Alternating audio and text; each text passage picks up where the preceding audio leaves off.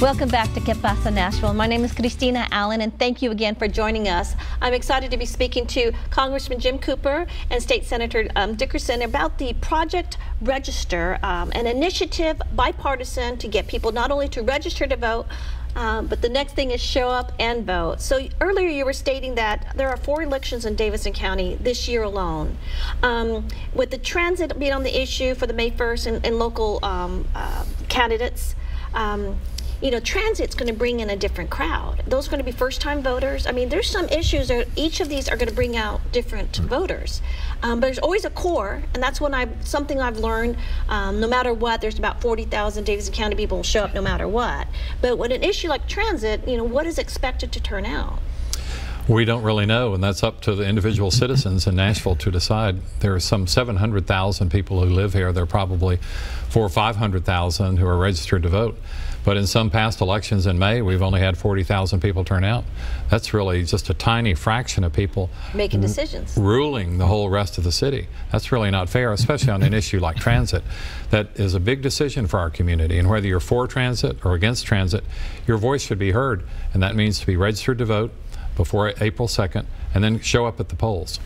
And it's easy to vote. I mean, there's the 3 weeks. I mean, in almost every library, it's very easy to walk in. Doesn't take much time. 15 minutes. You're done. Does, and I always register. I mean, I always vote early just because of that time. But of course, on election day, it has to be within your precinct. So when you go online to register, can you see what precinct you're on if you put in your zip code? They will send you a blue card if you're successfully registered, and it will be written on that card where your precinct is. And on election day, the final day, you have to vote there, as you say. But we're very generous with voters. We allow 3 weeks when you can vote in most any library or city hall. It'll be posted. But on election day, you have to know your precinct. So you mentioned earlier about corporations and another slew of people kind of behind you. Tell me a little bit about who's part of that, and why is it important for companies to really have a voice in this as well? So, I don't want to speak for Congressman Cooper in this regard, but we were trying to think of a new way to attract people to vote who were who newly moved to Nashville. Correct. Okay, Nashville's the it city, obviously, and we've got 100 people moving roughly a day, give or take.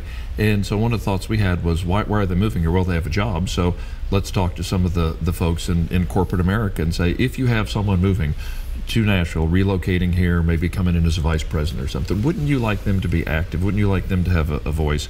And so we reached out to them and have gotten great response from people in the Nashville business community who have agreed to just basically let their employees know that you can. By the way, you can register online, and then every year just send out a brief email. And to my knowledge, we haven't had any pushback on that. How easy is that? Yeah. It's super easy, and let's face it, if you have a business in Nashville and there's a particular public policy decision of interest to you, transit being a great one, let's say you're supporting transit, you want all your employees to be registered so they can go out and vote. I think corporate social responsibility for all these companies are in the same way, whether it's private, corporate, nonprofits as well. I know working with the nonprofit community, they just, the Center for Nonprofit just had an initiative on transit, didn't take its sides, but said, hey, as nonprofit, how can we look at this issue and be educated on it? So obviously businesses and universities and everyone like that? Absolutely. We've signed up all the major universities. As Steve says, we've had almost no pushback because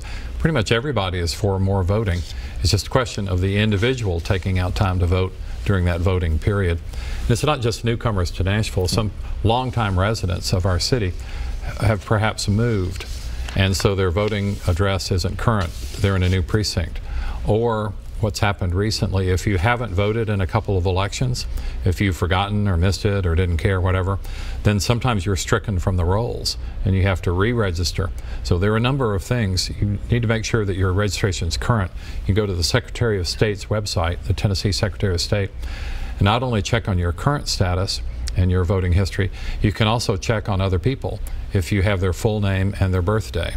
That's all it takes on the website to find out, because sometimes I've checked on some of my neighbors, all of whom claim they vote regularly, but it turns out that they don't even know the elections they're missing, so they vote about half the time. I think it happened to me. My precinct moved, and I did not know that. And you're going at the last minute, and I'm like, no, going across town, and I mean, it's frustrating, but I mean, we're growing. Some areas are growing faster, and they have to accommodate for that. Sure, and precincts, not to get too far in the weeds with this, are small, and sometimes they're sort of interdigitated, and so you might actually live closer to a polling place, and it's not your precinct, and so you show up on election day, and you're in the wrong place. That's why you early vote. Right. Well, exactly. And so there are all sorts of unavoidable sort of impediments there. Again, you have to think ahead. You have to plan ahead. You have to get time off from work.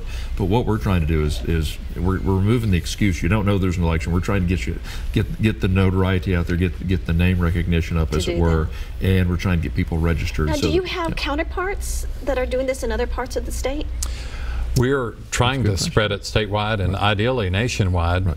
It takes local officials who are interested in doing it, or good-hearted local citizens. And there's so many aspects to this. We want to stress, too, that it's very important for every voter to be informed, especially on the positions like, say, judgeships. Unless you're a lawyer, you don't really know the level of court. But it's very important to study up on it. And the newspaper usually has a good sample ballot in advance and articles on the pros and cons of each candidate. So it's very important to really know what you're voting for, because there's some elections we were just talking about during the break where it's decided by one vote, or sometimes 17 votes. Yep, literally. That means a couple of families can determine the whole outcome of the election. So we need to make sure that those families or those individuals decide wisely for the future of our city.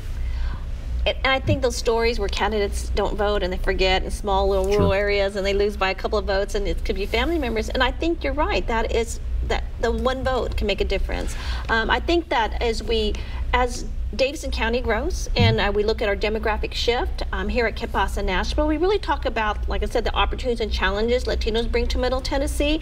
And we come from all over, economically, status, and political parties. And I think, we're not all Democrats and we're not all Republicans, but it's very, with that growth comes also our global community as we become a mecca for our Kurdish community or so. And they are becoming U.S. citizens. A statistic here is 1/3 of new Americans in Nashville are already naturalized U.S. citizens, and more than 40% of Nashville's non-citizens, or approximately 18,300 residents, are estimated to be immediately eligible to apply for citizenships, which means these people take voting more seriously than someone born and raised here.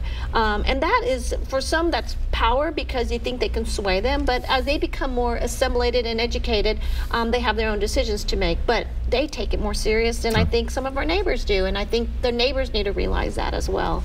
But I think with that growth and those opportunities, we got to continue to have this as a conversation. What are the other challenges you have? Any resistance? No, we have over 150 local companies, for-profit, nonprofit, universities, schools, all agreeing to help their employees learn about this opportunity, because it is a great opportunity. Our state and our country will be all the better if more people participate. So we've gotten almost universal approval of this. That's hundreds of thousands of local employees who will be contacted in the next few weeks to let them know about the elections. That's very important, as is our earlier effort to register high school seniors, because they're 18, and you can actually start the registration process when you're 17 in Tennessee. You can't vote until you're 18. Because I have a 17-year-old. So we talk to juniors and seniors in high school, and it really helps educate them in civics, because if they have skin in the game, if they know, hey, I can vote. Now, you can't vote on your smartphone. You have to vote in person. It's a little bit old-fashioned that way. They can handle that. That's a process that is very important for them to learn about our great democracy. And I think that's the key thing. As we wrap up, I'm going to remind people, you go to www.govotentn.com. That's www.govotentn.com. Both 18-year-olds, 17 can start the process, but we have to remember our neighbors, adults, our challenges, that we need to have this as a right, as a privilege, but as something that we should take serious and embrace it. So thank you both very much for being on the show, and really for your initiative and time, because it's the right thing to do. I mean, we have to do it. And I think hopefully the needle will move and we will not be 50th. So thank you very much for being on the show. Thank you, Christine. Thank you for joining Que Pasa Nashville. Join us each week as we look at the beautiful demographic shift Middle Tennessee's occurring and see how we can educate you on that. Muchas gracias.